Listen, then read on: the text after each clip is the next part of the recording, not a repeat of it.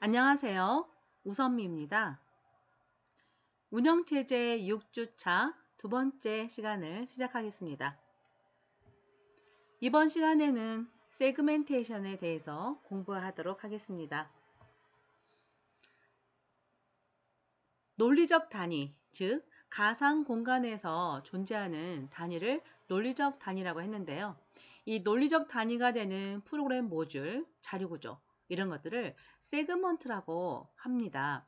그러면 이 세그먼트라고 하는 것은 페이지와 차이점이 뭐냐면 페이징 시스템에서의 페이지는 일정한 크기, 즉 고정 크기였다면 세그멘트는 크기가 좀 다양하다고 볼 수 있겠네요. 자, 가상 공간의 주소 V는 SD로 표현을 하고요.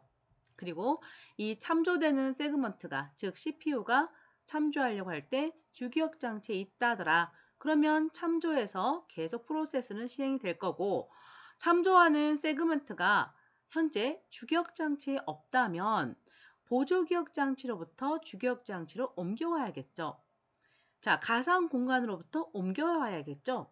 그럴 때 실제 주기억 장치로 옮겨올 때 이제 가상 공간이었다면 실주소로 변환이 일어나겠죠. 자, 배치 같은 경우는 일반적으로 최초 적합 또는 최적 적합을 이용합니다. 순수 세그멘테이션 시스템의 가상 주소 변화를 좀 살펴보겠습니다. 이 그림은 순수 페이징 시스템하고 굉장히 유사하죠. 세그먼트 사상 테이블이 페이징 사상 테이블하고 이름만 다를 뿐. 자, 가상 주소가 세그먼트 번호가 있어요.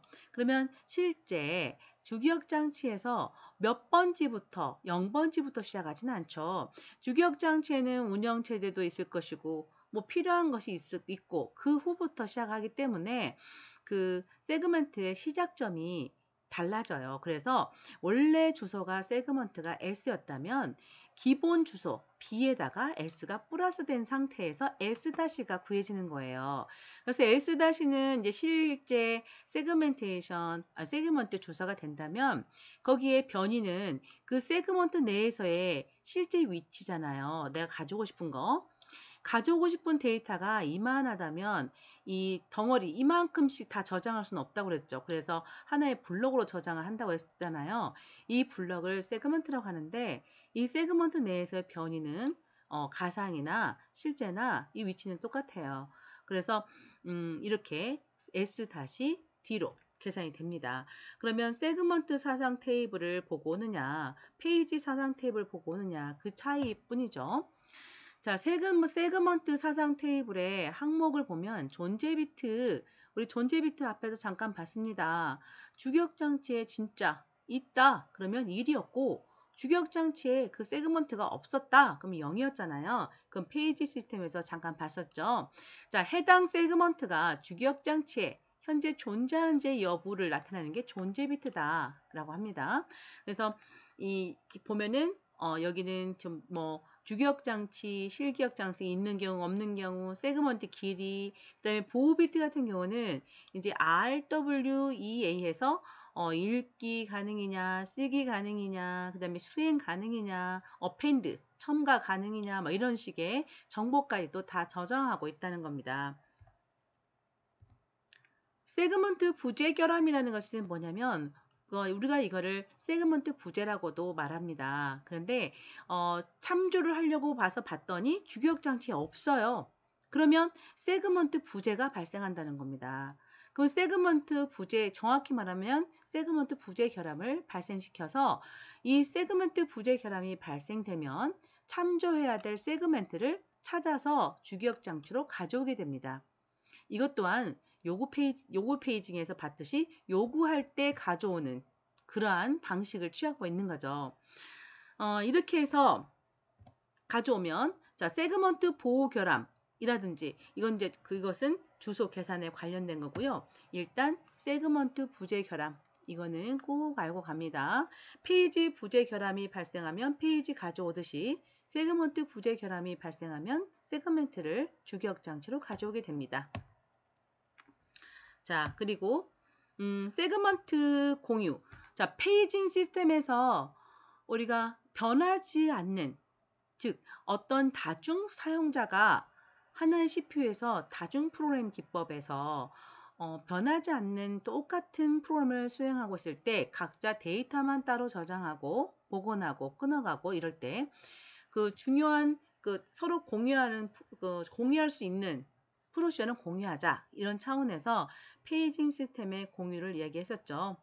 근데 이것은 지금 페이징 기법에 대한 세그멘테이션 기법의 장점 중 하나가 물리적인 개념이 아니라 논리적 개념이라는 점이다 그랬는데, 자, 세그멘트 특정 크기를 갖도록 제한하지 않는다. 자, 이거는 세그멘트는 우리가 그 페이징 시스템에서는 크기가 일정했지만 이거는 특정 크기가 일정하지가 않잖아요. 그래서 프로시저 코드를 수용할 만큼의 크기까지 허용할 수 있다는 게 장점입니다. 즉 우리가 그 공유할 수 있는 코드 그거를 공유할 수 있는 만큼, 그리고 동적 자료 구조에 대응되는 것은 자료 구조 가지는 크기만큼.